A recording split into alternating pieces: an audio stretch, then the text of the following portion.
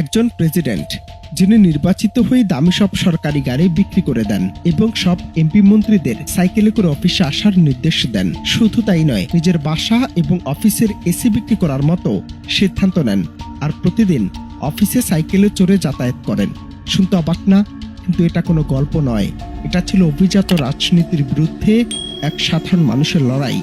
এমন এক নেতা যার নাম থমাস সানকারা। আমাদের দেশও কি কখনো এমন হবে যেখানে নির্বাচিত প্রধানমন্ত্রী নির্দেশ দিবেন দুর্নীতি বন্ধের আর সাধারণ মানুষের কাতারে এসে সত্যিকারের বাস্তবতা বুঝতে? আফ্রিকার পশ্চিম ধারের গন্তব্য বুরকিনা ফাসো।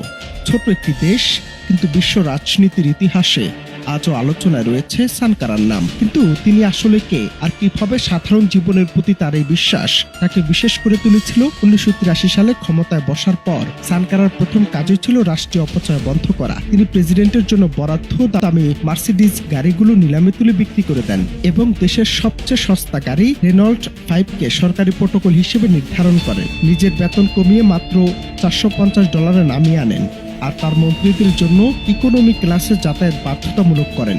তার কাছে ক্ষমতা মানে বিলাসিতা ছিল না, ক্ষমতা ছিল জনগণের সেবা করার হাতিয়ার। তিনি বিশ্বাস করতেন জনগণের টাকা কেবল জনগণের উন্নয়নের জন্যই ব্যয় হবে, কোনো নেতার ভোগ বিলাসের জন্য নয়।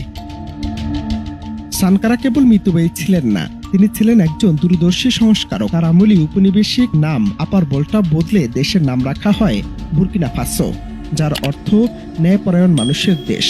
মাত্র 4 বছরে তিনি দেশটিকে খাদ্যে স্বয়ংসম্পূর্ণ করে তোলেন তখন, এবং কোনো বিদেশি ঋণ ছাড়াই গড়ে তোলেন বিশাল রেললাইন ও হাসপাতাল। 25 লক্ষ শিশুকে টিকার আওতায় এনে তিনি তৎকালীন বিশ্বে এক অনন্য নজির স্থাপন করেছিলেন। নারী অধিকার ও পরিবেশ রক্ষায় তিনি ছিলেন সোচ্চার। তার সময় বুরকিনা ফাসোর মরুভূমি রুখতে লাগানো হয়েছিল কোটি কোটি বৃক্ষ। অনেকেই প্রশ্ন করেন, তার সাদামাটা জীবনের গল্প কি আসলে সত্য? হ্যাঁ, ইতিহাস তার সাক্ষী। 1987 সালে যখন তাকে নির্মমভাবে হত্যা করা হয়, তখন তার ব্যক্তিগত সম্পদের তালিকায় পাওয়া গিয়েছিল মাত্র 4টি সাইকেল, 3টি গিটার এবং একটি অত্যন্ত সাধারণ বাড়ি। তিনি নিজের জন্য কোনো জমি বা ব্যাংক ব্যালেন্স রেখে যাননি। তার ঘনিষ্ঠ বন্ধু ও সহযোদ্ধা ব্লেস কম্পাওয়ারের নেতৃত্বে এক সামরিক অভ্যুত্থানে তাকে প্রাণ দিতে হয়।